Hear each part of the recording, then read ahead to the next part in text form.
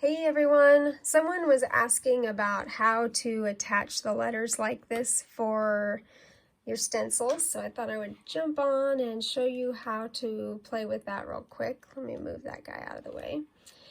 First thing you're going to do is grab some text. I'm using Lily Bell font, and I'm going to say, Happy Mother's Day.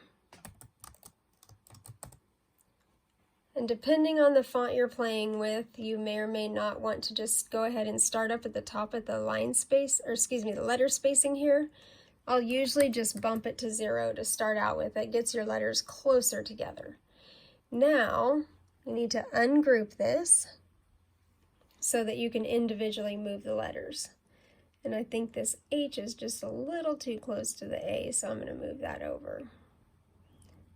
Now I'm going to just, with my arrow keys, move these over. That was 1 space over, this is 2 spaces over, and now this will probably be 3 spaces over. It's usually pretty close. So if I like the way that that happy looks, I'm going to draw a square around it, and I'm going to go ahead and weld the bottom right here, weld that word. I'm going to do the same thing for mothers. Move these over one at a time. You'll want to be careful sometimes when you're attaching the E's. When you weld, you'll want to make sure the E did not fill in the middle. Sometimes this, see if I can do it on purpose here and get that to fill in. If you move it too closely to the letter before it, it will sometimes fill in. And then you want to make sure you zoom in and really get your R looking good. That's probably not going to be perfect, but I'm going to just keep moving for the sake of the video. Move your apostrophe to wherever you like the way that looks. And I'm going to bring the S over.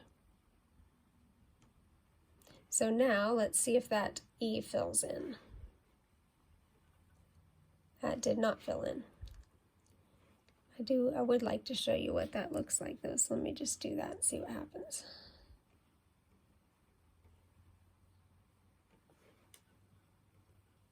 There it goes. So I got the E too close to the H, and you can see it's just a black blob.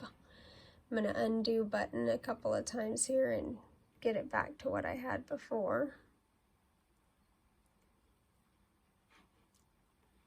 And weld that word together. Now we're going to move the day together. And again, this is a personal preference as to what you want your words to look like. Some people will make them up higher and down lower with each letter. Just depends on what you're looking for in the individual project sometimes. I'm going to weld that word together. So now I'm going to bring these relatively close together. Draw a square around them. Come up here to align, and I'm going to center those. Oh, not center them. Sorry, guys. I'm going to center them horizontally. Center horizontally. And I also am going to space them. So I'm going to come up here to the align and I'm going to distribute them vertically. That's going to make them equally spaced apart in their individual rows. It looks like I already had them there because nothing moved. So if you had this how you like it and you like all of your spacing and the way it looks together, you would simply draw a square around it. And we're going to go ahead and group that top right. You could group it, you could weld it. Just keep in mind everything that you weld, you cannot undo once that project is saved. You would have to start over from wherever the point of the weld was in your project. So let's see. I'm going to go ahead and weld them just so it's not a bunch of stuff over here in my panel. So what I'm going to do, we have this chosen. I'm going to get a shape.